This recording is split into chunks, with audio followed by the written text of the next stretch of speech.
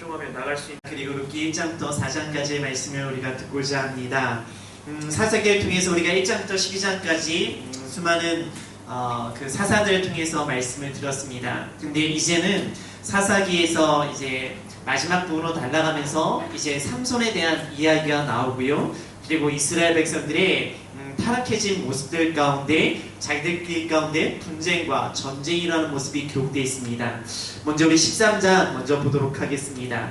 우리 13장 1절의 말씀을 같이 읽겠습니다. 13장 1절입니다.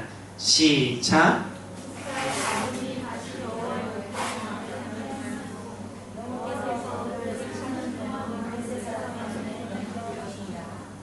이스라엘 자손이 다시 여호와의 목전에 악한 행동을 하기 시작합니다. 그래서 하나님께서 어디에다 맡기냐면은 블레셋에게 맡기게 되어집니다. 그러면서 나오는 이야기가 바로 삼손의 이야기입니다. 여러분들 삼손 잘 아시죠? 삼손 우리가 너무나 어릴 적부터 잘 알고 있는 말씀입니다. 근데 그 말씀 우리가 좀 보면서 우리가 좀 더 자세히 봐야 될 부분들을 보기 원합니다. 우리 4절에서 5절의 말씀을 같이 읽어볼게요. 4절에서 5절입니다. 시작.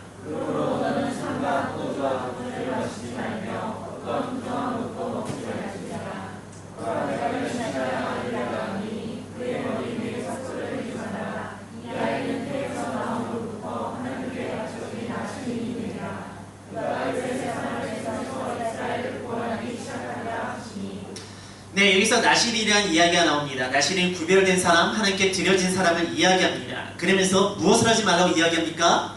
포도주와 독주를 먹지 말고 어떤 것도 먹지 말라고 이야기합니까? 부정한 어떤 것도 먹지 말라고 이야기합니다. 그리고 머리에 삭도를 대지 말라라고 이야기합니다. 이 나실인에 대한 내용은 사실 민수기 6장 1절에서 2절에서 나실인에 대해서 이야기하고 계세요. 우리 먼저 민수기 6장 1절에서 2절을 우리 읽어보도록 할게요. 민수기 6장 1절에서 2절입니다.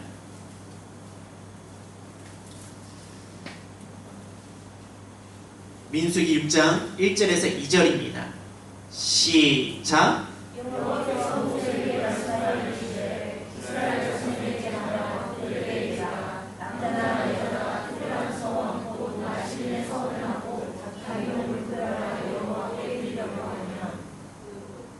이 2절, 3절.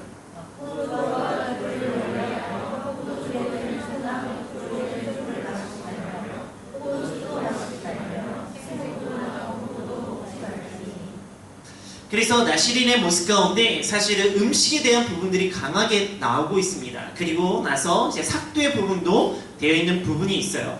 그래서 삼손은 태어날 때부터 하나님께서 택함을 입었고 그리고 하나님부터 인해서 구별되어진 사람으로 드려진 사람으로 자라게 되어집니다. 그러니까 하나님께서 어떻게 하십니까? 13장 24절을 볼게요. 13장 24절입니다. 같이 읽게요. 시작.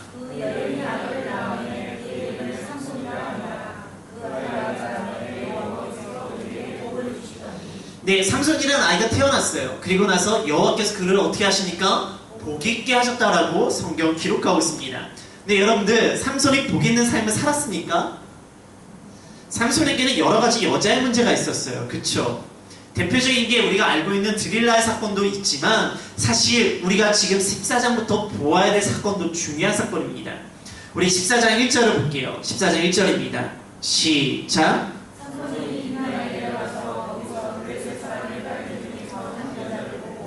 지금 사실 24절에 어떻게 됩니까? 그가 자라나면 여호와께서 복을 주셨는데 14장 1절은 뭐냐? 딥나에 내려가서 블레셋 여자랑 결혼하는 거예요. 여러분들 하나님께서 금하신 것이 무엇입니까? 이방 여인과 결혼하는 것이었잖아요. 끊임없이 하나님께서 말씀하시는 이방 여인도 결혼하지 말라는 거였어요. 근데 여호와께 복을 받은 사람이 14장 1절에 시작하니까 이방 여인과 결혼한 거예요. 그것도 누구랑? 블레셋 사람이랑. 지금 이스라엘 백성이 누구의 통치를 받고 있습니까? 블레셋의 통치를 받고 있잖아요. 근데 그곳에 있는 여인과 결혼합니다. 그러니까 부모님이 속이 타는 거예요. 화가 나는 거예요. 근데 그 이유가 있습니다. 우리 14장 4절 말씀 읽게요. 4절입니다. 시작.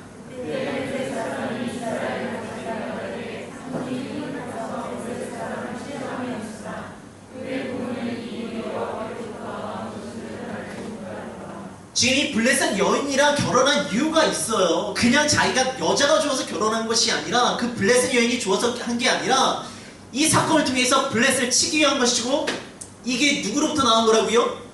여호와께로부터 나온 것이었습니다. 그래서 사실 이 딥나 사건이 사실 드릴라 사건처럼 중요한 게 이 딥나 여인과의 관계예요. 그리고 성경은요, 이 딥나 여인과 드릴라의 사건을 통해서 우리에게 주시는 메시지가 있어요. 우리 6절을 볼게요. 6절입니다. 시작.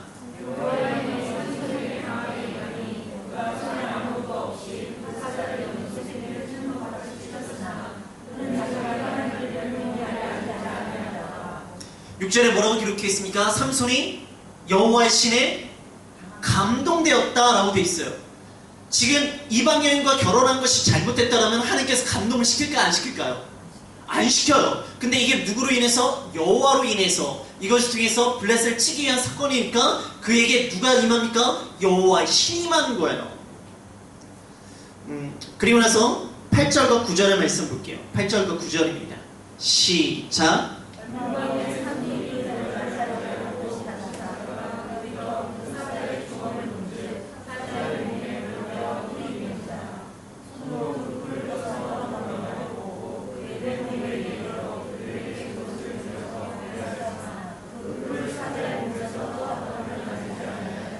사실 가다가 그가 염소새끼처럼 사슬질로 확 찢어 죽여버려요. 그런데 돌아갈 때 거기에 뭐가 있습니까? 벌들이 와서 꿀을 만든 거예요. 그리고 그곳에 있는 꿀을 그가 먹습니다. 이 사건이 다음에 이어지는 게 뭐 퀴즈가 일어난 부분이 있는데 이 사건 자체만으로도 중요해요. 왜 중요한지 아십니까? 나실인의 법령을 어긴 사건이에요. 맞아요. 부정한 음식 먹지 말라. 왜 이게 부정한 음식입니까? 성경에 뭐라고 돼 있어요? 죽음이에요. 여러분들 레위기 11장 27절 말씀 볼게요. 레위기 11장 27절입니다.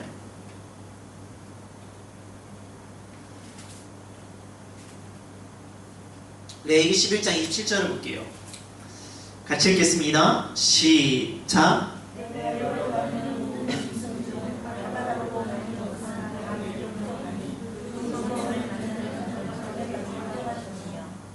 뭐라고 되어 있죠? 죽음을 만지는 자는 부정하다고 되어 있어요. 근데 레위기에서는요, 부정한 것을 만지면 다 부정하게 돼요. 그러면 지금 여기에 죽음에 있던 꿀은 어떨까요? 부정한 걸까요? 좋은 걸까요? 부정한 거예요. 근데 우리가 전에 뭘 읽었죠? 13장에 포도주와 독주를 먹지 말고 어떻게든지 뭘 먹지 말라고요?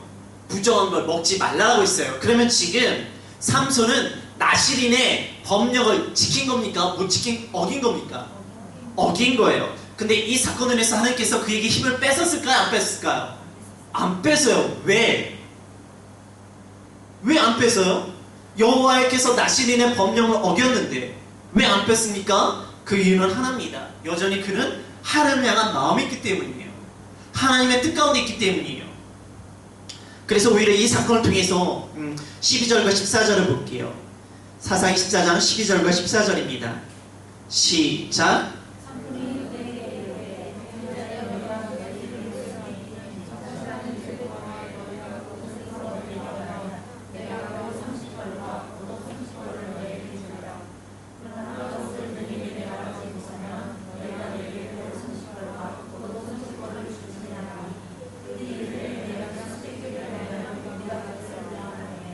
(14절입니다)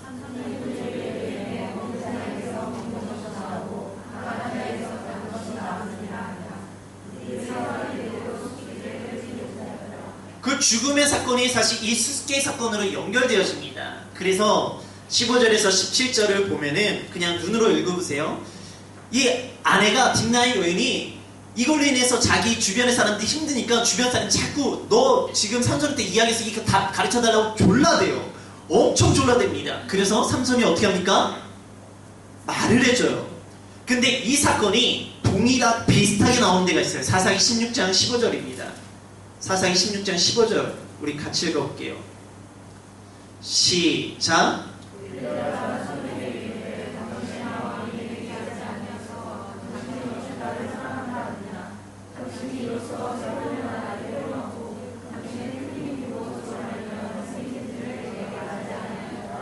(16절) 읽겠습니다.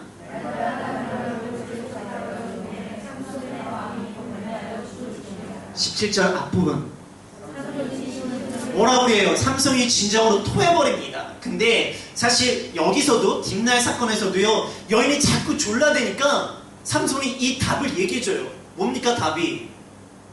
단 것은 꿀이고 강한 것은 뭡니까? 사자였어요. 이게 답이었어요. 그냥 얘기해줬어요.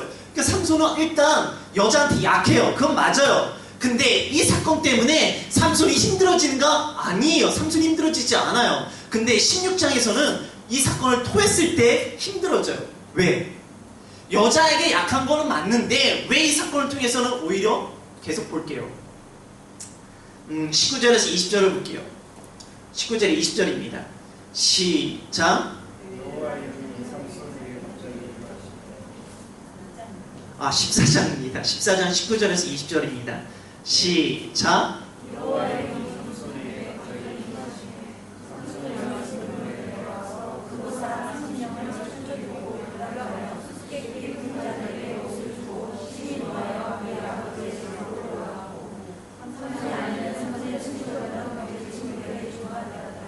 (19절에) 뭘로 시작합니까? 여호와의 영이, 여호와의 신이 삼손에게 임합니다. 여자한테 흔들렸는데 오히려 여호와의 신이 그에게 임해요. 그래서 힘을 발휘해서 그것을 다 쳐서 다 갖다 줘요. 그래서 그 사건은 또 어떻게 연결되냐면 우리 15장 4절과 8절 읽을게요. 15장 4절과 8절입니다. 4절입니다. 시작.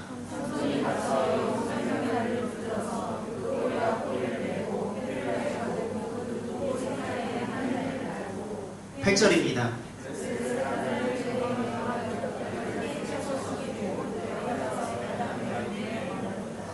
자기 아내를 다른 친구한테 준 거예요. 그래서 삼손이 만나러 갔다가 열받아가지고 지금 거기로 숫대밭을 만들어버린 거예요.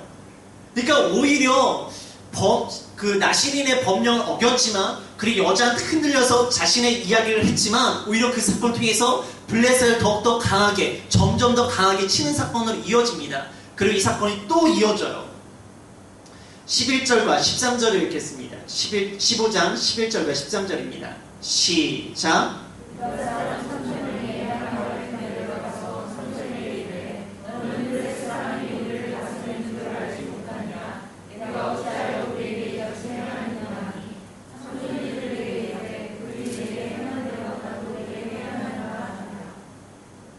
(13절입니다)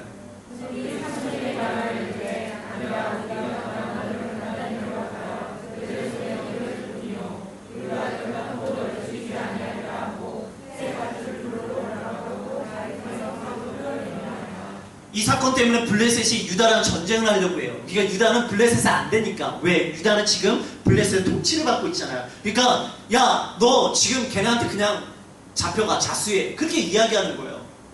자신의 민족이잖아요. 그리고 자신의 민족이 그 블레셋을 우리의 고통을 위해서 그들과 싸웠던 모습이 있잖아요. 근데 그 유다를 그 삼손을 그들에게 넘기겠다는 모습이에요. 근데 이 사건이 그걸로 끝나는 것이 아니라 15절, 17절, 19절 읽겠습니다. 15절 읽을게요. 시작.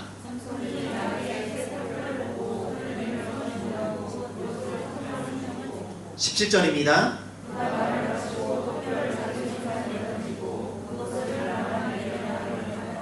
(19절입니다)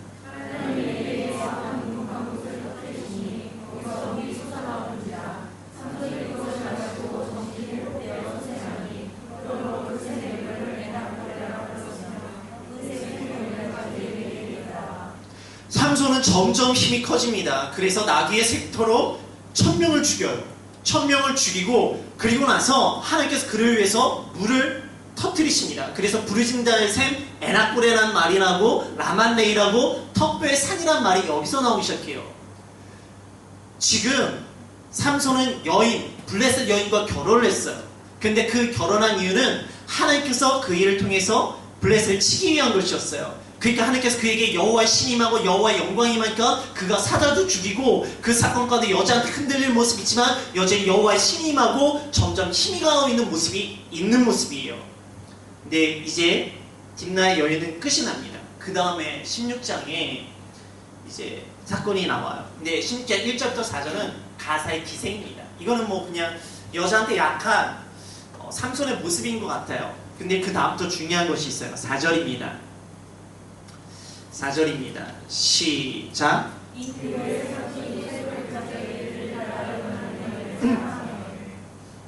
드릴라 이 여인을 어떻게 한다고요? 어떻게 돼 있죠? 드릴라 이 여인을 삼손이 사랑한다고 돼 있어요. 딥나의 여인을 사랑해서 그가 그와 결혼했나요? 아니에요. 하나님께서 주신 계획과 하나님께 주신 마음 때문에 그와 결혼했고, 그리고 그 사건 가운데 나아갔던 모습이 있어요. 근데 이 드릴라는 어떻게 합니까? 이 여인을 사랑했어요. 어떤 여인입니까? 이방 여인을.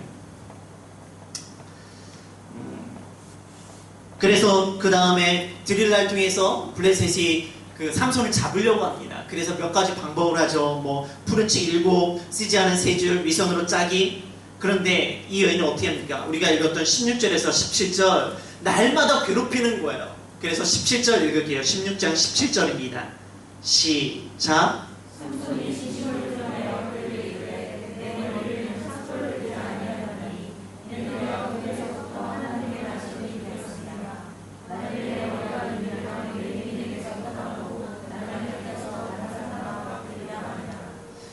머리를 밀면 힘이 떠난다고 이야기합니다. 머리를 밀면 힘이 떠납니까?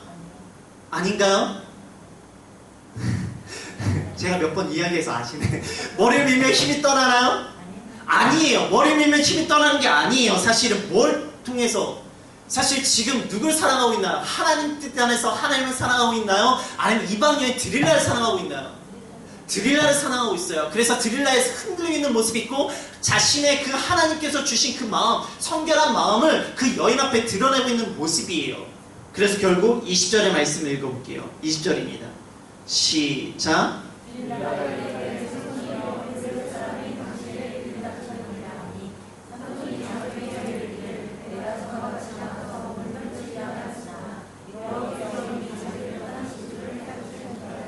깨닫지 못해요. 왜? 자기는 여전히 하나님이랑 함께 있다고 생각하고 있는 것인지, 아니면 자기의 머리카락이 잘라진 거 모르는 건지 모르겠지만 깨닫지 못해요. 근데 힘은 없어요. 그에게 능력이 일어나지가 않아요. 그래서 그의 모습이 어떻게 되십니까? 28절 말씀을 볼게요. 28절입니다. 시작.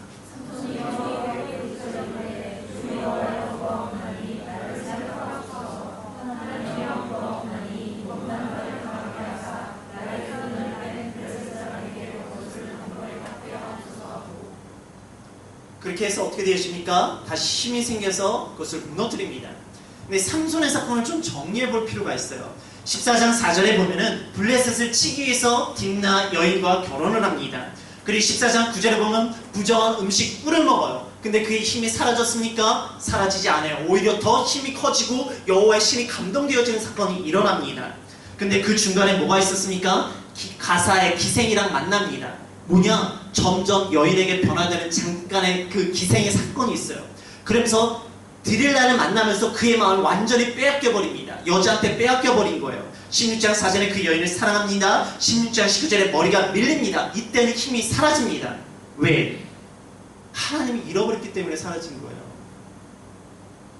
그렇지만 그가 16장 28절에 다시 하나님 향해서 부르짖습니다. 그러니까 그가 다시 힘이 생기는 거예요. 뭔가 나시리는 분명히 하나님께 주신 기준이 있어요. 근데 그 기준, 어떤 행위도 중요하지만 더 중요한 것은 무엇인가? 그가 하나님에서 초점을 두고 있는가? 하나님 앞에서 구별된 삶을 살아가고 있는가? 그게 무엇보다 중요한 거예요. 어떤 행위를 하고 안 하느냐 중요할 수 있겠죠. 그러나 그가 하나님 안에서 하나님께 초점을 두고 하나님께 예배하는 자로 살아간다면 그에게 부족한 것이 있고 실수가 있어도 하나님께서 넘어가십니다. 그런데 그의 모습 하나님이 잃어버리면은 자그마한 거 한 가지만으로도 그 힘이 잃어버리고 하나님 앞에서 무너질 수 있는 삶을 살 수 있다는 것, 그것이 바로 삼손의 사건이에요. 우리가 드릴라만 알면 안 돼요. 이 딥나의 사건도 잘 알아야 됩니다. 하나님께서 이 딥나의 사건을 통해서 그의 부족한 것, 나약한 것이 있지만 여전히 그에게 힘을 주시고 그에게 능력을 주시는 분이세요. 우리는 온전치 못해요. 누구도 모르게 실수할 수 있고 넘어질 수도 있고 죄를 질 수도 있어요. 근데 그 어제 넘어지는 것이 아니라, 아파하는 것이 아니라 내가 지금 하나님 앞에서 올바로 서 있는가? 그럴 때 우리는 다시 일어날 수가 있습니다. 우리 17장을 볼게요. 17장은 에브라임 산지 미가의 사건입니다. 우리 우리 2절과 3절의 말씀을 같이 읽어볼게요. 2절과 3절입니다. 시작.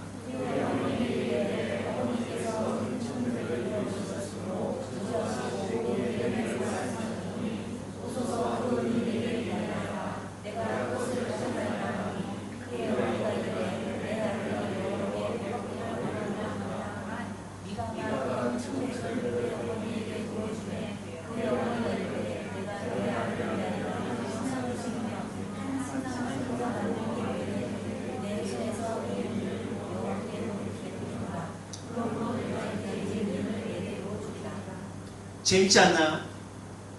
재밌죠? 웃기죠? 왜 웃기냐? 여호와께 복받기를 원해요. 근데 여호와께 복받기를 원하면서 뭘 만듭니까? 신상을 만들어요. 그리고 그 신상을 어떻게 합니까? 거룩하게 구별해 드린다고 하고 있어요. 웃기는 거예요. 근데 지금 이스라엘 백성들의 영적인 상태, 예배의 모습이 이렇다는 거예요.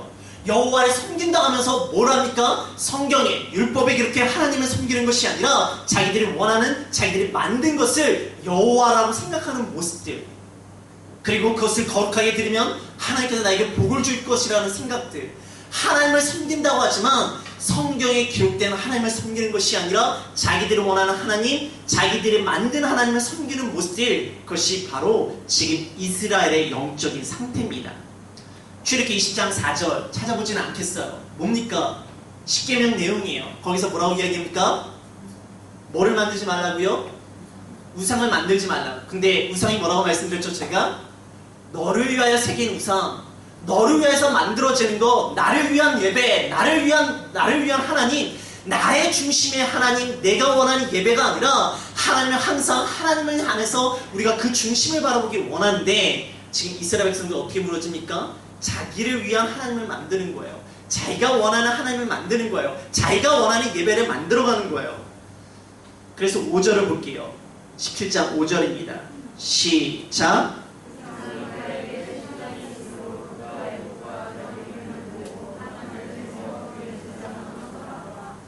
그래서 신당이 있으니까 거기 애봇과 드라빈을 만들고 하나들을 세워 제사장을 삼습니다. 제사장 누가 됩니까 원래? 레위 사람들이 되는 거잖아요. 그리고 아론의 자손들이 되는 거잖아요. 근데 이걸 누가 십니까? 미가가 자기 마음대로 자기 아들을 제사장으로 만드는 거예요. 그리고 그곳에 에봇과 드라빈을 둡니다. 에봇이 뭡니까? 제사장이 입는 옷이잖아요. 근데 우리가 좀 전에, 몇 주 전에 여호수아를 보면서 여호수아 기드온이 이 에봇 때문에 무너진 걸 기억하십니까? 우리 여호수아 8장 27절, 여호수아 사사기 8장 27절. 죄송합니다. 여호수아가 아니라 사사기 8장 27절입니다.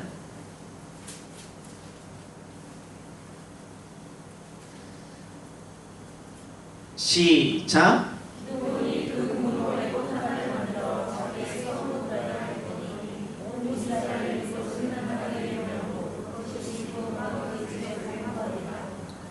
그래서 기도는 정말로 멋지게 나도 너희를 다스리지 않냐고 나의 아들도 다스리지 아니하겠다 하고 이 에봇의 사건이 일어나거든요. 그 에봇 때문에 어떻게 되어집니까? 그 다음에 누가 나오죠? 아비멜렉이 나오잖아요. 아비멜렉이 기드온의 70명 다 죽여버리고 그리고 자기가 왕이 되겠다고 나선 게 아비멜렉이 사건이잖아요. 참 잘했지만 그 에봇 때문에 그 에봇을 섬기다가 그만 그 집안이 무너지는 모습을 보았습니다. 근데 지금 이스라엘 백성들이 에봇을 만들고 그것을 섬기는 모습이 있어요. 드라빈은 뭡니까? 개인 신상이에요. 사실 드라빈의 사건이 나온 건 창세기입니다. 창세기에서 그 누굽니까? 라반이 자신의 그 개인 신상 드라빈을 찾으려다가 자신의 그 딸에게 나아갔던 모습이 그게 드라빈이거든요. 그러니까 개인 신상이 있고 그리고 에봇을 은밀하게 섬기고 그리고 자기의 아들을 제사장으로 만드는 거예요. 이게 하나님께서 원하시는 예배입니까? 아니에요. 하나님께서 원하시는 예배가 아니에요. 완전히 무너진 예배예요. 근데 뭐라고 얘기합니까? 여호와께 복을 받기 원해서 그래서 여호와께 거룩하게 구별했다라고 생각하고 있어요. 하나님께서 원하시는 예배가 아닌데 자기들은 자기들 마음대로 예배자를 세우고 그리고 제사장을 만들고 에봇을 만들고 신상을 만들고 그리고 여호와께 드린다라고 생각하고 있어요. 그리고 하나님께서 나에게 복을 주시겠지. 근데 그 일이 왜 그런가? 6절의 말씀을 같이 읽어볼게요. 사사기 17장 6절입니다. 시작.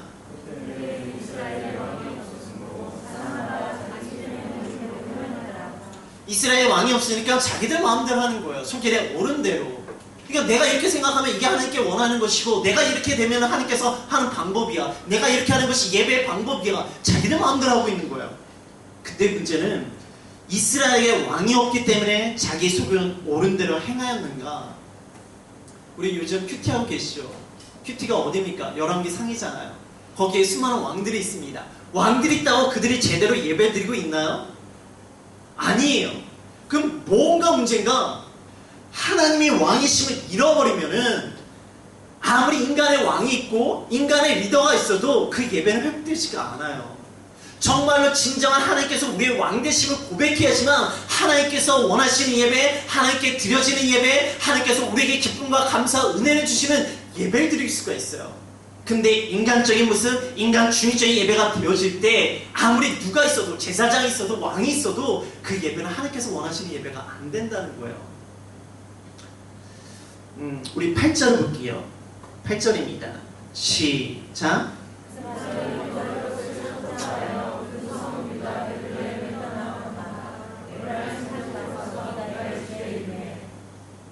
지금 레인이 베들레헴을 떠납니다. 여러분, 레인에게 하나님께서 기업을 주셨습니까? 안 주셨습니까? 안 주셨어요. 왜 안 주셨냐면은 그는 예배를 섬기는 사람이기 때문에 기업을 주지 아니하셨어요. 근데 레인이 왜 떠납니까? 지금 예배가 이렇게 무너진 거예요. 마음대로 제사장을 세우는 거예요. 그럼 레인이 어디 가서 뭘 제사장하고 뭘 섬기겠습니까? 기업도 없어요. 어떻게 살지도 몰라요. 그러니까 그가 자기 살 길 찾아서 떠나가는 거예요. 왜? 예배가 무너졌기 때문에. 우리 10절을 볼게요. 10절입니다. 시작.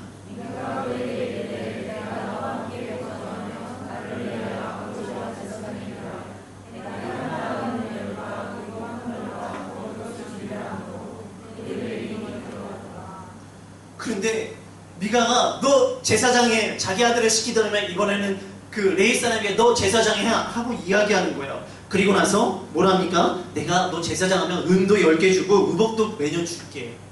그러니까 레인이 그래? 내가 지금 갈 것도 없었는데 그럼 여기서 제사장하지 하고 쑥 들어가는 거예요. 근데 더 재미난 게 있어요. 좀 앞부분을 볼게요. 18장 19절입니다. 18장 19절이에요.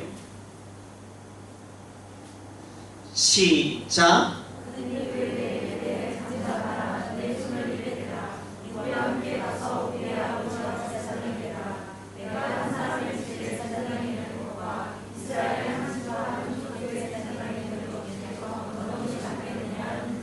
사실 앞부에서 볼 이야기인데 좀 더 볼 얘기인데 단지파 가다가 그 레위 사람을 만난 거예요. 야, 너 그 미가의 집에서 제사장 할 바에야 우리 단지파 제사장이 더 낫지 않냐? 작은 데서 하는 것보다 큰 데서 제사장하는 게 낫지 않냐? 라고 이야기하는 거예요. 그리고 나서 그 레인이 단지파에 쫓아갑니다. 지금 뭡니까? 하나님의 사람, 예배 드리는 자가, 예배를 이끌어야 되는 자가 하나님의 뜻 가운데 예배에 섬길 것을 선택하는 것이 아니라 세상의 기준으로 그것을 결정하는 모습이에요. 왜? 예배가 무너졌기 때문에. 예배가 무너지니까 제사장의 삶도 무너지는 거예요. 그래 세상의 관점으로 넘어갑니다. 우리 다시 17장으로 넘어올게요. 17장 12절에서 13절입니다. 시작.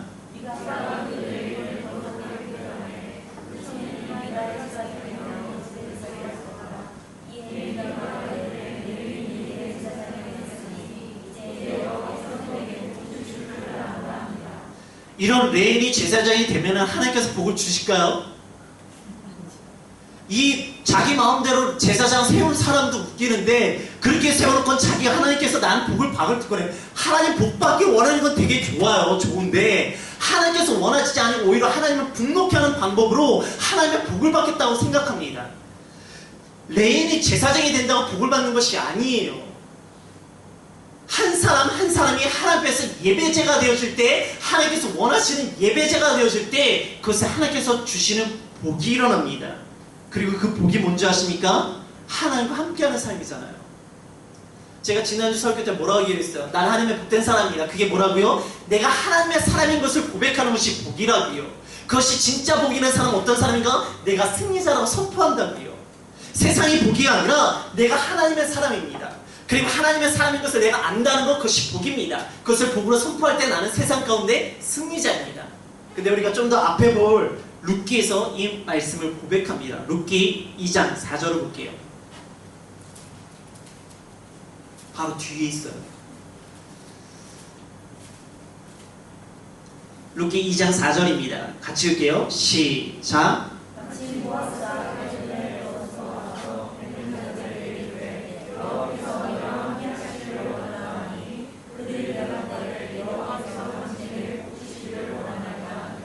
사실 이 대화는 보아스와 이삭을 베는 자들의 대화입니다. 보아스가 뭐라고 얘기합니까? 여호와께서 너와 함께 하시길 원한대요. 근데 그들의 화답이 뭔가? 여호와께서 당신의 복 주기를 원하신대요. 뭡니까? 여호와께서 너희와 함께 하신다. 그들이 그것이 복인 줄 알아요. 그러니까 그 복을 당신도 받으십시오 라고 이야기하는 거예요. 그들의 대화는 뭔가? 여호와께서 함께 하시는 것이 진정한 복임을 고백합니다 라는 내용이에요. 진정한 복이 뭡니까? 내가 내 마음대로 신상을 만들고 내가 내 마음대로 예배를 드리고 내가 내 마음대로 제사장을 세우면 하나님께서 복을 주시는가? 아니라고요. 하나님과 함께하는 거. 지금 삼손의 문제가 뭐였습니까? 하나님과 함께하면 잃어버리니까 그가 무너졌던 삶이 있고 하나님과 함께하면 회복하니까 그가 다시 능력이라는 모습이 일어났잖아요. 오늘 본문에서도 중요한 것은 제사장이 있고 무슨 예배가 있고 뭔가 성겨야 될 것이 있는 것이 중요한 것이 아니라 여기는 한 사람 한 사람이 예배자로 하나님과 함께하고 있는 삶을 살아가고 있는가? 그것이 중요하다고요. 여러분 이번 주에 저 취임 예배 있죠. 오동성 목사가 여기서 취임한다고 여기에 복을 받을 것 같죠? 할렐루야. 아멘 하시면 감사하겠는데 그러면 안 돼요. 왜 해야 되는가? 오동성 목사 한 사람이 여기에 세워진다고 복을 받고 부흥이 일어나는 것이 아니라고요. 여기는 한 분 한 분이 하나님 앞에서 예배자가 되어지고 하나님 앞에서 거룩한 삶을 살아갈 때 그것을 하나님과 함께하는 삶, 그것이 복이라고요. 그것을 통해서 뭐가 일어나는가? 승리가 일어나고 하나님의 은혜가 일어나는 줄 믿습니다. 이것이 복이에요. 그래서 오동성사 그럼 필요 없네 그렇게 생각하시면 저는 마음이 아프겠지만 중요한 것은 하나님이세요. 하나님이 나와 함께하고 있는가? 하나님의 교회에 함께하고 있는가? 내 삶 가운데 내가 하나님 것이 아름답게 살아가고 있는가?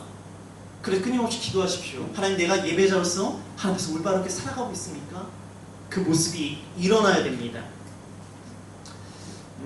우리 18장으로 갈게요. 사사기 18장입니다. 18장 1절을 볼게요. 1절입니다. 시작.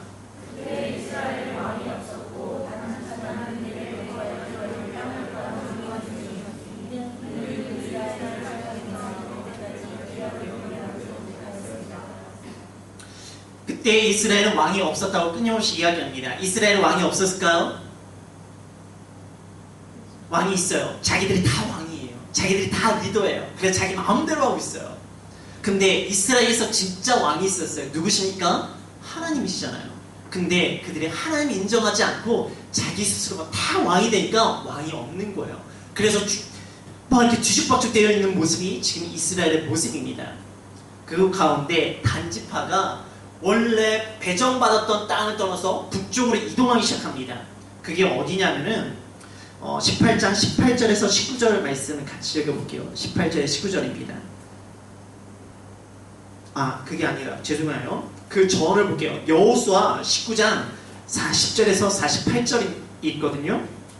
여호수아 19장 40절에서 48절의 말씀을 같이 읽을게요. 시작.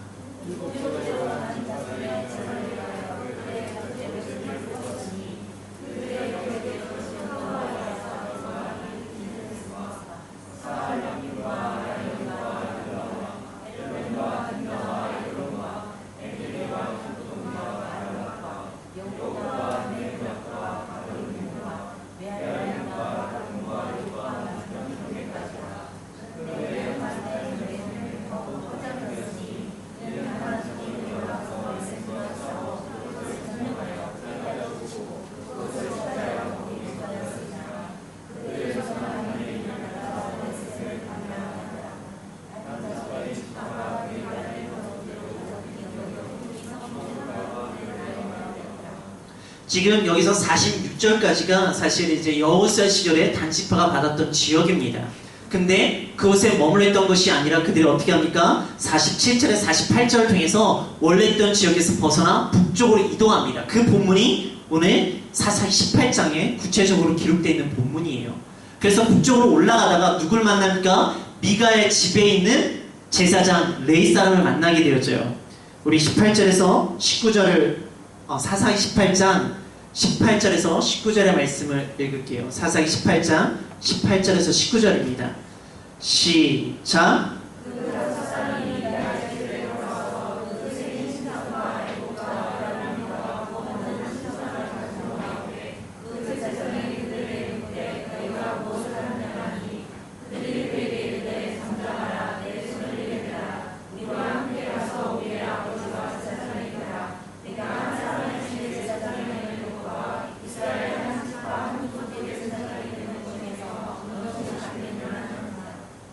사실 자기가 배정받았던 거, 하나님께서 주신 땅에서 벗어나서 자기들의 능력대로 북쪽으로 올라가고 있는 단지파의 모습이에요. 그러니까 하나님의 뜻 가운데 나간 것이 아니라 자기들 생각대로 올라가기 시작한 거예요. 그러니까 제사장을 만나니까 그냥 제사장 데려가는 거예요. 야, 거기 있지 말고 우리 제사장 해라. 우리가 더 능력 있다. 우리가 더 힘 있다. 그리고 데려가는 거예요. 하나님 보시기에 아름다운 모습은 아니에요. 근데 더 기가 막힌 게 있어요. 20장입니다. 20절입니다. 시작.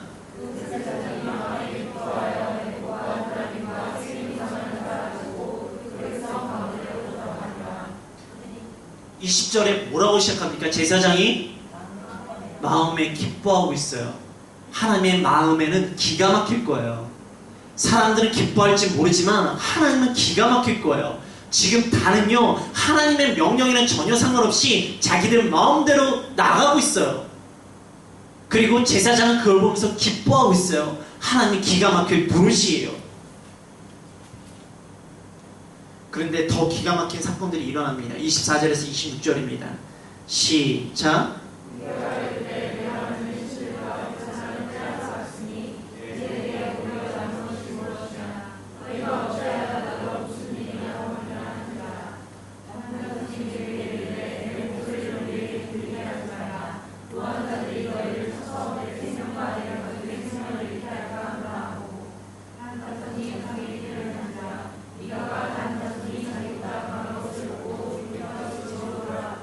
지금 뭐라고 합니까?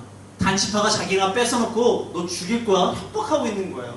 그러니까 그 모습을 보고 그들에게 하나님이 있어서 돌아온 것이 아니라 그들이 나보다 강하기 때문에 돌아갑니다. 지금 이스라엘 백성들이 뭐에 의해서 움직입니까?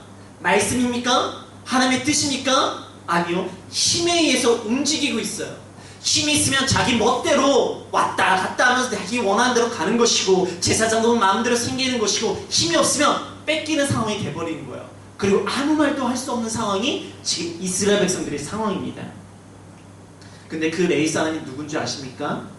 30절을 볼게요. 시작.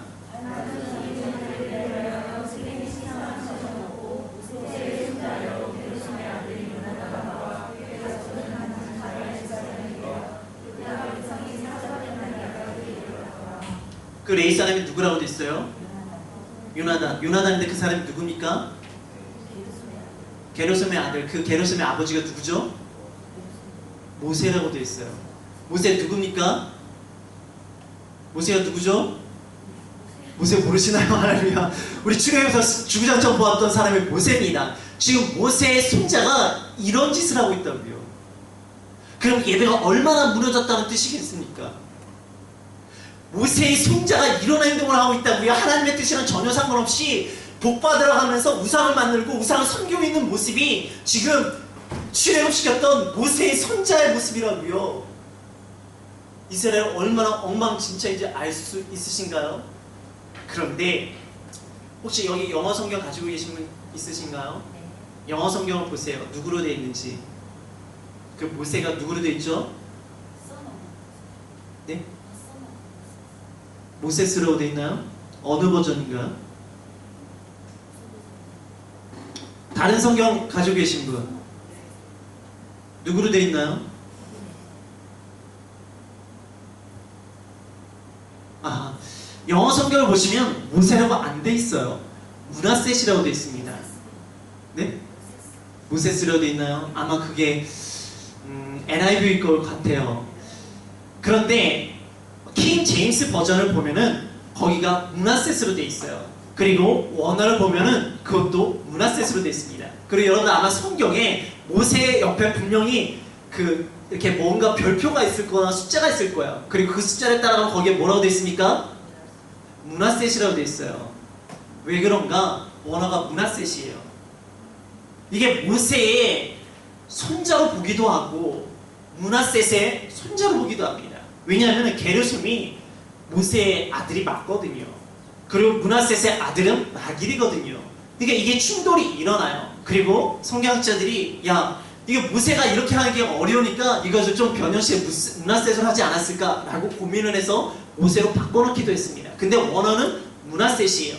근데 중요한 것은 이게 모세나 므낫셋이면 중요하지 않아요. 저에게는 뭐가 중요합니까? 이들의 예배가 무너졌다는 게 중요한 거예요. 이들의 예배가 엉망진창이 됐다는 게 중요한 거예요. 얘가 모세의 손자든 므낫셋의 손자든 그건 중요하지 않아요. 어쨌든 아브라함의 자손이잖아요. 믿음의 자손들이잖아요. 근데 그들의 예배가 무너졌어요.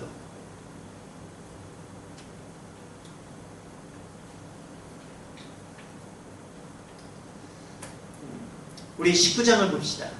우리 19장 1절을 읽어볼게요. 1절입니다. 시작.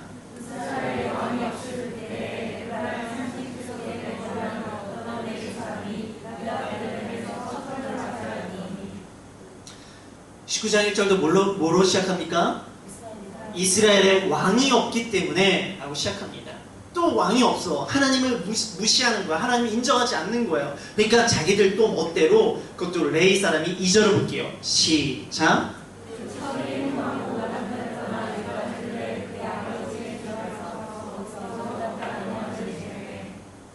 뭐라고 합니까? 레위 사람이 첩을 취한 거예요.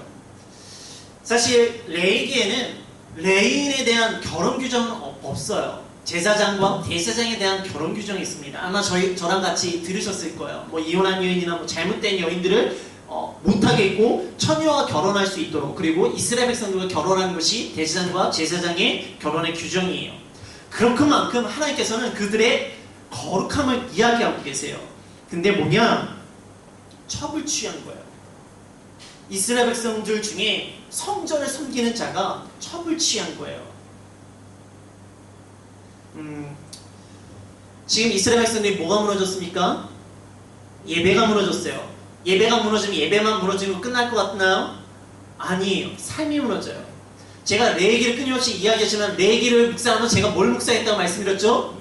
내 위기를 묵상했다고 말씀드렸어요. 그러면서 레위기의 목적을 봤더니 레위기의 목적이 두 가지가 있었어요. 첫 번째는 뭐냐? 하나님과의 예배의 회복이었어요. 두 번째는 뭐였습니까? 하나님 앞에서 거룩한 삶의 회복이었어요.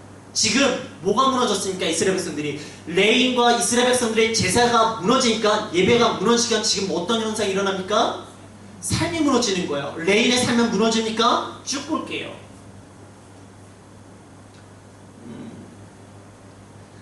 그리고 우리 11절에 12절의 말씀을 보겠습니다. 19장 11절과 12절입니다. 시작.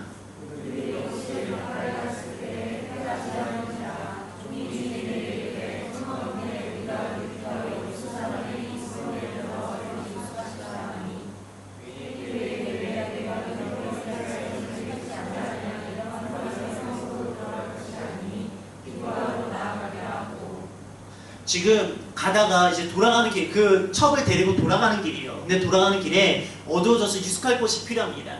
근데 여부스로 가려다가 오히려 기브아 땅으로 갑니다. 왜? 베냐민 지파를 통해서 기브아를 거둬뒀기 때문에 그 기브아 땅은 이스라엘 백성의 땅이에요. 이스라엘이 함께하고 있는 땅입니다. 그래서 일부러 기브아 지역으로 갔어요. 15절을 볼게요. 시작.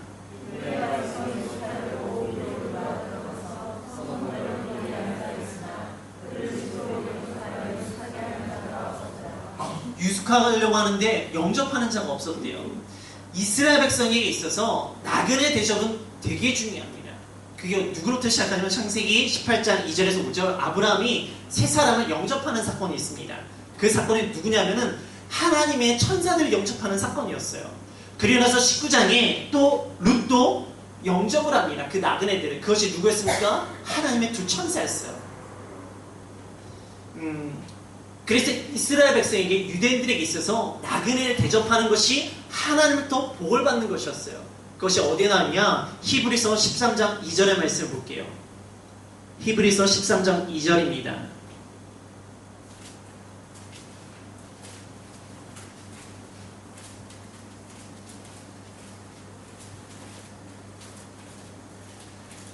히브리서 13장 2절입니다.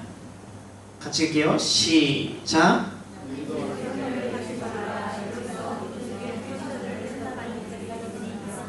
뭐라고 이야기합니까? 나그네를 대접해서 누굴 대접했다고요? 천사를 대접했다고요. 이게 누구냐면은 창세기에 나와 있는 이 아브라함과 롯을 이야기하고 있는 부분이에요. 근데 이걸 히브리서 기자만 이야기한 것이 아니에요. 예수님도 이야기하셨어요. 마태복음 25장 35절입니다. 마태복음 25장 35절.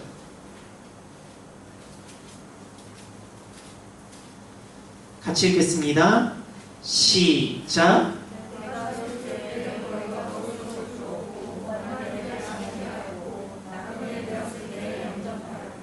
뭐라고 이야기합니까? 지금 예수님이 너희들이 나를 영접했대요. 그 사람들이 예수님을 영접했나요? 아니요. 나그네를 영접한 거예요. 나그네를 영접한 게 누굴 영접한 거라고요? 예수님 영접한 거라고 말씀하고 계시는 거예요. 그래서 이것을 구약 때부터 이스라엘 백성들에게, 유대인들에게 나그네 대접은 중요한 거였어요. 왜? 그것을 통해서 천사를 대접하고 하나님을 대접하고 그걸 통해서 복을 받는 것이었기 때문에 그들에게 중요합니다. 근데 이걸 정말 잘 지키는 사람들이 있어요. 누군지 아십니까? 무슬림들이 철저히 지켜요. 저는 사실 제 아우르체를 돌아다니면서 무슬림들한테 도전을 받는 것이 의외로 많아요. 제가 튀니지 지역을 아우르체를 갔는데 거기서 거지 전도 여행을 떠납니다. 그냥 선교사님 어디 지역으로 가래요. 그럼 가요. 근데 가면은요 정말로요 저 영접해주는 사람이 있어요. 데려가서 정말 양을 잡아줘요. 양을 잡아주고 그 빵을 만들어주고 거기서 중동 지방에서 힘든 얼음물하고 얼음 주스를 저한테 줘요. 그리고 재워줘요. 잠도 재워줘요. 밤새 같이 이야기해줘요. 그리고 나서 아침에 일어날 때 잘 가라고 저한테 음식도 챙겨줍니다. 시골만 그런 거 아니에요. 제가 도시도 들어갔어요. 도시에는 제가 하나님께 기도해서 하나님 좀 더운데 에어컨 있고 욕조 있는 집도 달라고 기도했어요. 근데 하나님께서 저를 불쌍히 욕조 있고 에어컨 있는 집으로 들어갔어요. 경찰 집이었어요. 그러니까 도시에서도 영접을 해줘요. 왜? 무슬림들은 나그네를 대접하면 복을 받는 믿음을 가지고 있기 때문이에요. 근데 과연 크리스찬들이 그럴까요? 저는 이거에 되게 도전받았거든요. 그래서 너희들 왜 그렇게 하냐 했더니 자기들은 이것이 복을 받는, 자기의 신에게 복을 받는 걸 믿고 있기 때문에 그렇게 한대요. 자기의 복을 위한 것이지만 그 믿음이 너무 귀하지 않습니까? 지금 이스라엘 백성들은 그 하나님의 복을 잃어버렸어요. 나그네의 대접함을 통해 하나님께서 복 주신다는 걸 잃어버렸어요. 왜? 그들에게 왕이 없기 때문에. 하나님의 왕의 신을 모르기 때문에. 그러니까 영접을 안 하는 거예요. 그 와중에 한 노인이 영접을 합니다. 근데 그 사건 가운데 22절에서 24절입니다. 22절 24절입니다. 19장입니다. 19장 22절에서 24절 시작.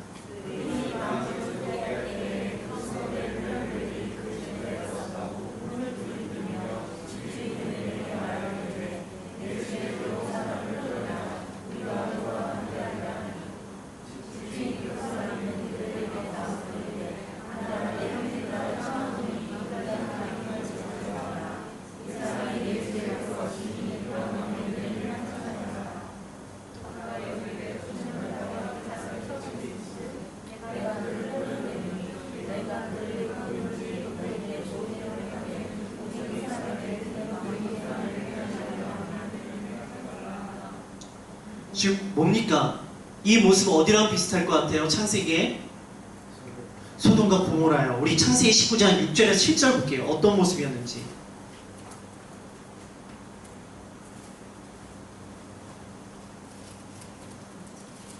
창세기 19장 6절과 7절입니다.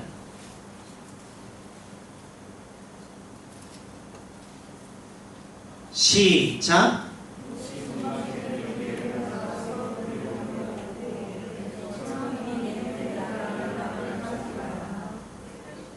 7절.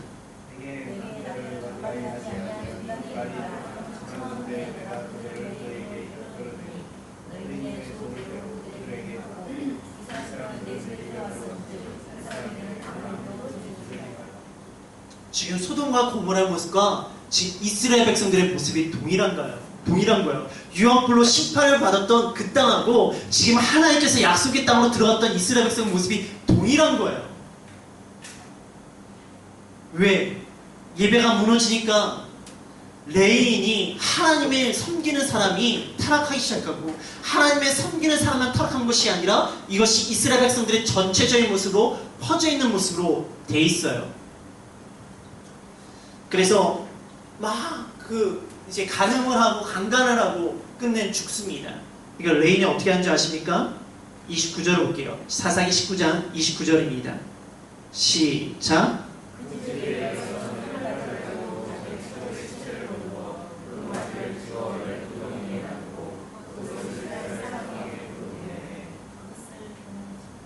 그것을 12조각을 내가지고 이스라엘 백성들에 보낸 거예요.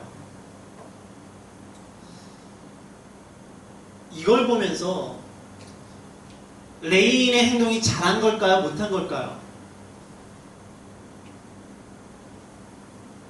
예배가 무너지고요. 삶이 무너지면요. 자극적인 것에 반응하기 시작합니다. 사람들이. 끊임없이 자극적이고 더 자극적이고 더 분노가 일어나고 더 힘들게 하는 일에 집중하기 시작해요. 지금 예배가 무너지고 삶이 무너지니까 그들의 성적인 문란함이 일어난 거예요. 그리고 그것을 위해서 아픔이 일어납니다. 그런데 레인이 그것을 더 분노케 하는 12조각을 내어주고 이 12조각은 어떻게 되는지는 아십니까? 베냐민 지파와 나머지 이스라엘 백성들이 싸움을 일어나게 하는 사건으로 연결되었습니다.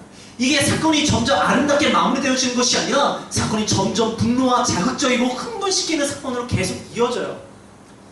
우리가 삶을 살아가다 보면 예배가 무너지면요. 자극이 쉽게 반응합니다. 누군가 말하는 것에 분노하고 힘이 나고 아파하고 싸우기 시작하고 서로 자극적인 말들을 하게 되어집니다. 그런데 예배가 회복되어진 사람은 자극에 반응하지가 않아요. 누가 그랬습니까? 다윗이 그랬어요. 다윗이 압살롬에 의해서 쫓겨날 때 시므이가 야 이 비도한 자야 흙 뿌리고 막 놀립니다. 근데 다윗은 어떻게 합니까? 그냥 돌아. 하나님께서 하실 것이고 하나님께서 갚으실 것이다 라고 이야기하고 갑니다. 신약에서 예수님의 아버지 요셉이 자신의 정원한 여인이 혼인하지도 않고 관계를 가지지 않았는데 임신을 했잖아요. 그러면 데리고 와서 돌로 쳐 죽여야 되거든요. 근데 그는 의로운 사람이라 그것을 드러내지 않고 끊으려 한다고 이야기합니다. 자극적으로 대하지 않아요. 우리가 요즘 요한일서 통해서 계속 듣죠. 사도 요한이 어떻게 합니까? 그가 사랑을 이야기할 수 있는 상황이었나요? 아니요. 자신의 형제가 그리고 자신의 동역자가 비참하게 죽었던 상황이고 자기도 너무나 힘든 상황이었어요. 근데 그가 자극적인 것에 반응합니까? 아니요. 끊임없이 사랑을 이야기합니다. 근데 이게 사람으로 끝나나요? 아니요. 하나님이 반응하지 아니하세요. 하나님께서 자신의 사랑을 독생자를 우리 위해서 내어주셨어요. 근데 죄인들이 피조물이 그 예수는 어떻게 합니까? 조롱하고 핍박하고 그것을 끝냅니까? 십자가에 매달리고 창으로 찌르고 죽여버렸어요. 근데 하나님께서 그것에 자극적으로 대하셨나요? 아니요. 하나님은 그것을 참고 인내하시고 우리에게 사랑으로 다가오신 거예요. 그렇기 때문에 우리가 이 자리에 있는 거예요. 만약에 하나님께서 그것에 대해서 반응을 하셨다면 여기에 살아남을 사람은 아무도 없어요. 근데 그 하나님께서 우리를 사랑하시고 기다리시기 때문에 우리가 예배를 하는 것이고 우리가 이 땅에 하나님의 평화와 하나님의 사랑을 위해서 기도할 수 있는 사람으로 만드셨다는 거예요. 예배가 회복되어지면요. 자극을 받는 것이 아니라 자극에 반응하지 않아요. 여러분들 우리의 삶 가운데 날 끊임없이 세상이 나를 자극하는 것들이 있어요. 말로 자극하고 관계로 자극하고 나의 자리로 자극하고 수없는 자극이 있습니다. 근데 그 자극에 반응하지 마세요. 예배자로 나아가십시오. 그리고 그 자극에 반응하지 말고 하나님의 사랑을 이야기하십시오. 그런데 얘는 반응한 거예요. 그러니까 이스라엘 백성도 또 거기에 또 반응을 하기 시작했어요. 그러니까 전쟁이 일어나는 거예요. 20장을 볼게요. 사사기 20장입니다. 6절을 볼게요. 시작.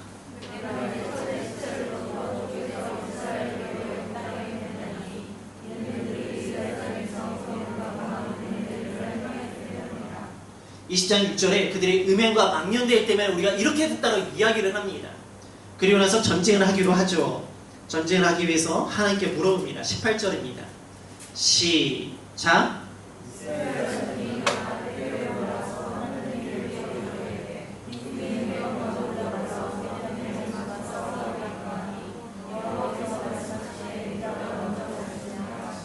이스라엘 백성들은 자신 있어요. 베냐민이 잘못했고 우리는 잘한 것이 잘했어요. 왜냐하면 쟤네들은 망령된 행동을 했고 음행을 했기 때문에 우리가 나가면 싸우는 거예요. 그래서 하나님께 당당히 물어봅니다. 하나님 누가 나가서 칠까요? 그래 유다가 나가서 쳐. 그러면 승리를 주셔야죠. 근데 21절을 볼게요. 시작.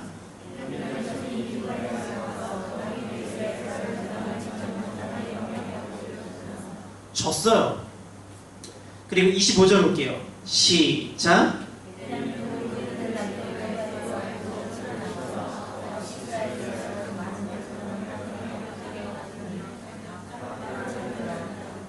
졌어요. 하나님께서 가라고 하셔놓고서는 지게 만드신 거예요. 아니 저들이 잘못했고 우리는 저들을 응징해야 되는데 왜 하나님께서 우리로 가라고 하셔놓고서는 왜 지게 하십니까? 근데 그리고 나서 그들이 일어나는 사건이 있습니다. 26절이에요. 시작.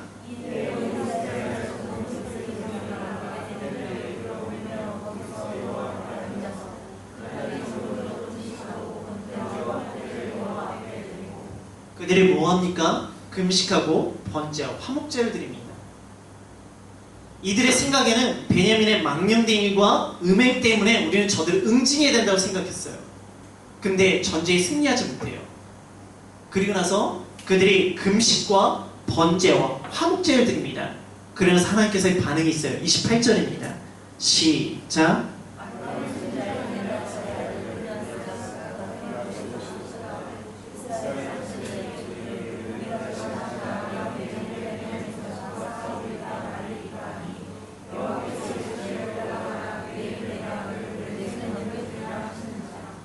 내 손에 붙여주시겠대요. 1차 공격 때 하나님께서 가서 치라라고 이야기했어요. 2차 공격 때 물어봤어요. 치라라고 이야기했어요. 근데 그들이 예배하고 나서 물어보니까 내가 너희들의 손에 붙여주겠다고 말씀하십니다. 이유가 뭘까요? 뭐가 달라진 걸까요? 바로 예배가 회복되어지는 거예요.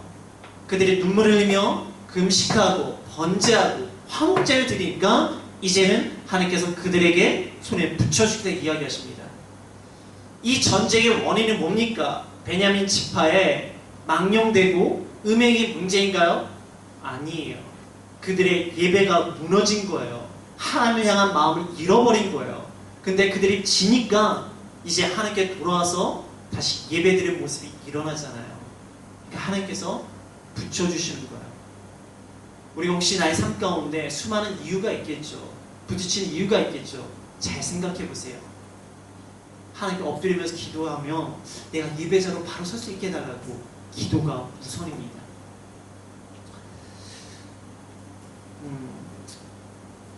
우리 21장을 볼게요. 21장 그리고 나서 전쟁을 했어요. 그래서 이제는 베냐민 지파에게 절대로 이제 우리 여자를 주지 말자. 그래서 베냐민 지파가 이 사건을 해서 완전히 몰살되게 돼버린 거예요. 남은 자도 별로 없는데 이제 저런 사람들이랑 결혼하지 마 하고 하니까 완전히 베냐민 씨가 죽게 된 거예요. 그 상황 가운데 21장 4절과 6절입니다.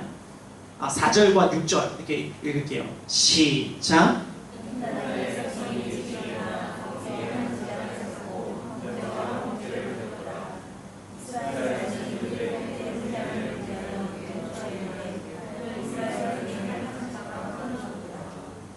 어떻게 됩니까? 그들이 흥분해서 안 죽고 했는데 예배를 드리고 나서 그들이 어떻게 되었습니까? 뉘우치기 시작한 거야. 우리가 잘못했습니다. 우리가 우리의 민족을 죽일 뻔했군요. 우리의 지파를 사라지게 할 뻔했군요. 우리가 너무나 흥분하고 우리가 너무 자극받다 보니까 전쟁을 하게 되고 전쟁하는 가운데 우리의 지파인데 우리의 같은 직도인데 우리가 죽이려고 했군요. 그래서 그들이 예배를 드리고 나니까 회개가 일어나는 거예요.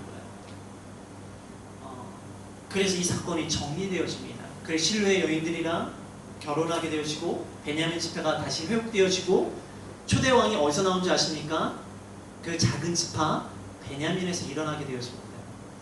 하나님의 사건이 이래요. 예배가 회복되어지면은 다시 모든 것이 회복되어집니다. 수많은 원인과 이유가 있겠죠. 그러나 그 가운데 예배가 무너진 거, 예배가 깨어진 거, 예배자의 삶이 무너진 거 그 모든 것이 원인입니다. 우리 삶 가운데 수많은 어려움과 힘듦이 있죠. 잘 생각해 보세요. 내가 하나님 앞에서 예배자의 삶을 올바르게 살아가고 있는지. 우리 룻기를 좀 보도록 하겠습니다. 갑자기 왜 룻기가 나오냐? 룻기는 사사기 시대에 일어났던 사건이에요. 그리고 이 사사기에 일어났던 사건이 사실 이제 왕정 시대로 넘어가는 데 있어서 브릿지 역할을 하는 게 룻기입니다. 우리 룻기 1장 1절을 볼게요. 시작.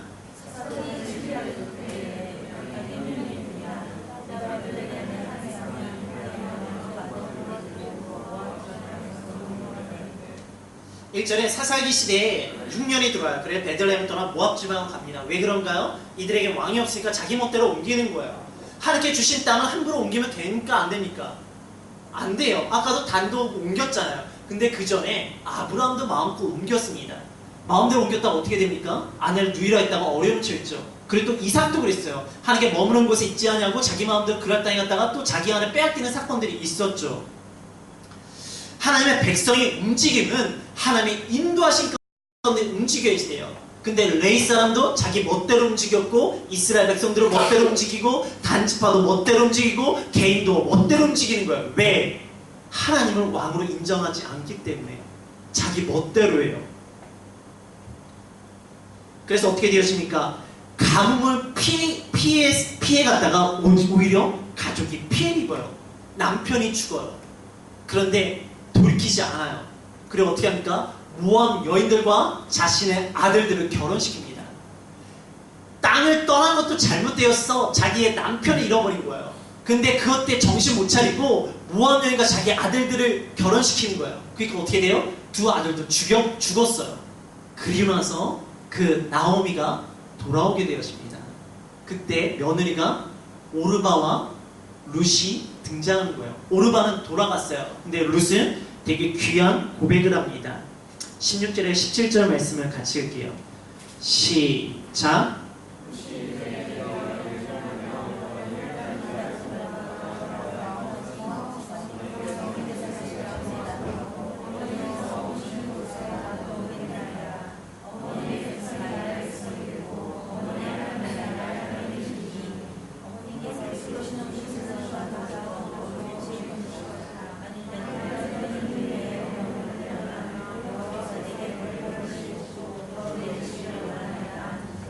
이 룻이 이런 고백을 해요. 그래서 나오미와 같이 이스라엘 땅, 베들레헴 땅으로 돌아오게 되었습니다. 그러면서 이제 나오미가 원래 나오미 이름의 뜻이 기쁨이거든요. 그래 나 기쁨이라고 하지만 나 너무 괴로워. 그래서 말하라고 이야기하라고 이야기합니다. 하지만 다시 돌아온 것이 진정한 기쁨이에요. 하나님께 돌아온 것이 진정한 기쁨이에요. 그래서 그 이후로 좋은 사건들이 이루어지는 거예요. 2장부터 2장 3절을 볼게요. 시작.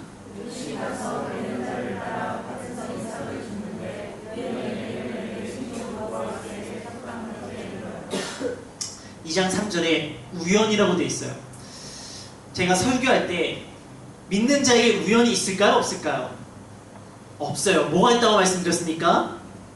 하나님의 섭리만 있다고 말씀드렸어요. 목사님 그런데 우연이 있는데요? 그쵸, 우연이 있어요. 근데 이 우연이라는 단어를 영어 성경에 뭐라고 하면 happen이라고 되어 있어요. 그리고 이 happen이라는 단어를 조금 더 가면 happy라는 단어를 씁니다. 이 happy라는 단어가 우연이라는 단어예요. 근데 제가 이거 원어를 좀 봤어요. 원어를 봤더니 이 happy라는 단어가 원래 무슨 뜻이냐면 fate라고. 맞나요 발음? 할렐루야. 제가 영어를 할 때마다 약간 두근거림이 있어요. 이게 뭐냐면은 운명, 숙명이라는 단어가 있어요. 근데 그 단어에 어근을 찾아봤어요. 어근을 찾아봤더니 그 단어의 뜻이 뭐냐면 appointment예요. 약속이에요. 뭡니까? 약속으로 이루어진 숙명입니다. 이게 뭐죠? 우리가 말하는 하나님의 섭리예요. 이게 우연하게 일어난 것처럼 보이지만, 인간의 눈으로 우연한 것처럼 보이지만 이게 다 뭐라고요? 하나님의 섭리 가운데 이루어지는 사건이라고요. 믿는 자에게는 결코 우연은 없어요.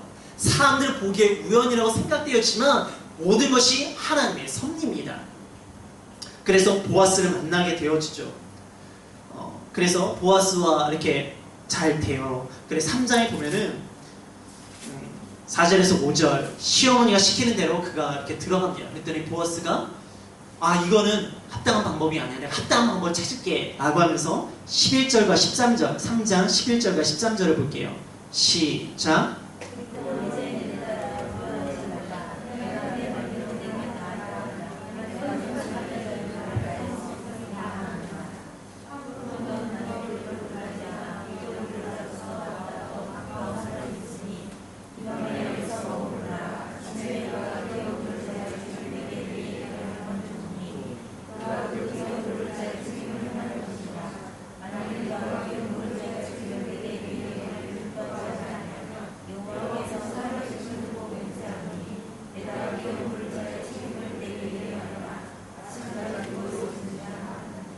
온전한 하나님의 방법으로 내가 너를 맞이하겠다는 모습이에요.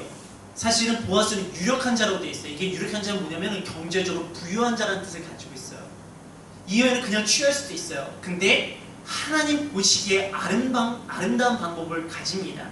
그래서 4장에 그 과정들이 기록되어 있어요. 4절에서 6절에 보면 사실 보아스보다 더 가까운 친척이 있습니다. 근데 그가 물은다고 했다가 거부해요. 왜냐면은 이게 레위기를 보면 레위기 25장 25절을 보면은 그렇게 되면은 내가 이 사람이 빚이 있으면 내가 이 사람의 빚도 갚아줘야 돼요. 그러니까 이 사람이 이 여인으로 해서 내 재산이 손해가 있기 때문에 나 그러면 안 물어 이렇게 돼버려요. 그러면서 신발을 벗어버립니다. 이게 민수기 25장 9절에 10절 신발 벗기운 자의 그것이 이 사건 가운데 기록되어져요. 그래서 보아스랑 결혼하게 되어집니다. 우리 4장 17절을 읽을게요. 4장 17절입니다. 시작.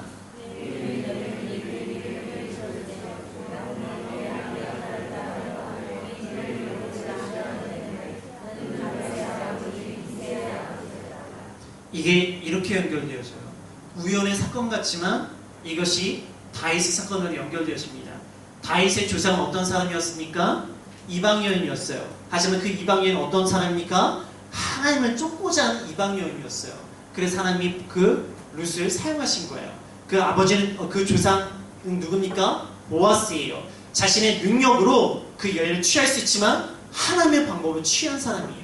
뭡니까? 하나님께 초점을 둔 사람을 통해서 그 땅을 회복시킬 다윗이 태어나는 거예요. 하나님의 뜻대로 살아가지 않고 떠났습니다. 하나님의 방법으로 하지 않고 이방 여인과 결혼했습니다. 그러나 그들이 돌이키니까 2장부터 회복의 사건으로 연결되어지며 진정 회복 다윗의 사건 그리고 예수님의 사건으로 연결되어지는 거예요. 사상 23장부터 무너진 모습을 봤습니다. 그리고 21장에 완전히 무너진 모습 하지만 그들이 예배가 일어날 때 다시 사건이 일어나기 시작했고 그것을 통해서 룻기를 통해서 희망의 사건으로 연결되어집니다. 무엇이 중요합니까? 하나님 앞에서 예배자의 모습이 중요합니다. 하나님을 온전히 예배드리는 자, 예배하는 자, 하나님은 그 자를 반드시 아름답게 사용하실 줄 믿습니다. 지금 이 시간 우리 함께 기도하겠습니다.